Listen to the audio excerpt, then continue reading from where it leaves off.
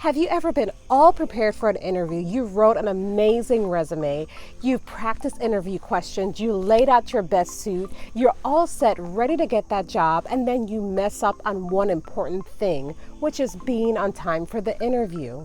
Now, let's be honest, how many of you have been late for an interview? I have. One time I was 30 minutes late. The next time I was 45 minutes late for the interview.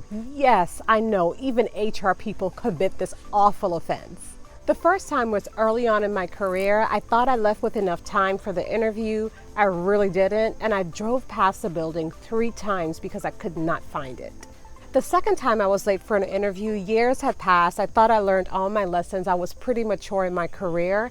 I had an interview in downtown Atlanta and I could not find parking. And yes, I was late for the interview.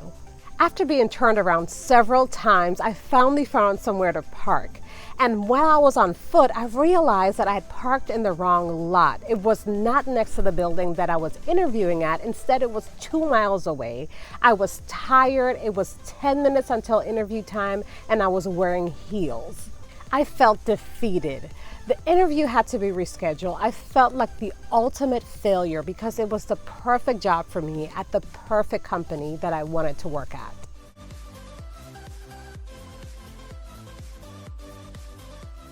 I'm Raquel. Welcome back, and welcome if you're new here. I've been working in the HR field for over 10 years, and this channel is all about giving career advice and HR tips so that you can navigate the professional world and truly make an impact. Before we begin, don't forget to subscribe to my channel below. That way you don't miss any of my weekly videos. So let me start by saying we always want to be on time for interviews, but I get it. Sometimes things happen outside of our control, and really sometimes we just mess up. So the first thing that you want to do if you discover that you're going to be late for an interview is to actually call the person that you're interviewing with. Give them that respect and that courtesy to let them know that you think you might be late, you're stuck in some traffic, you don't know when it'll be clear, but this is the estimated time that I will arrive. Giving them that courtesy call is key, and not an email or a text. Email and text can be so impersonal, so you want to be sure that you're actually making the call. That way, if they need to rearrange their schedule, they'll know at that moment instead of missing a text or an email from you. You can call and say something like this. Hi, I was giving you a call because I'm stuck behind some traffic. I don't know when this will clear. It was totally unexpected.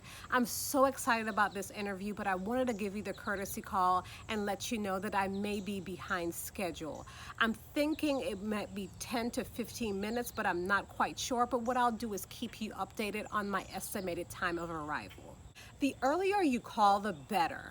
You don't want to call when you're already late for the interview. It's past the interview time, and now you're calling in a rush, you're talking fast, and you have to apologize. As soon as you realize that you might be late, even if it's 30 minutes before the scheduled interview time, but your GPS is saying that you'll be there in 45 minutes, you want to give them the courtesy and letting them know that you're going to be 15 minutes as soon as you know that you might be running late.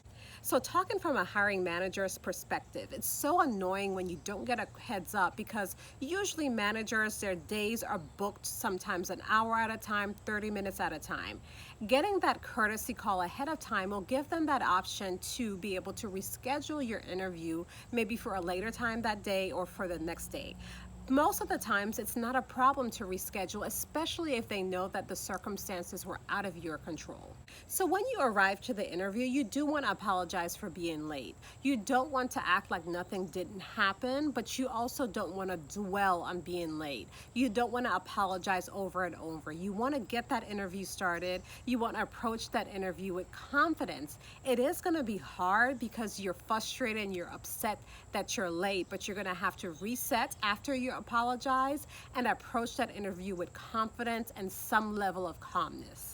So another thing that you can do is when you're actually sending your thank you letter after the interview, you can include maybe a one-liner, again, addressing the fact that you were late and that you apologize, and something like that normally doesn't ever happen to you, but there were just some circumstances out of your control. Again, this shows that you care and that you're normally on time and you really care about getting this job.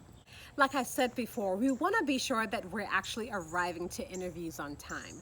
But I get it. Life happens and there's some things that are out of our control. However, if you do want more information on how early you should arrive to an interview, what I'm going to do is link a video that I've done on how early you should arrive to an interview. And it goes over details on when you should pull up to the building, what time you should walk in. So be sure to check that video out also. I hope these tips were helpful and that you consider subscribing before you leave. I'll see you guys in the next video. Bye.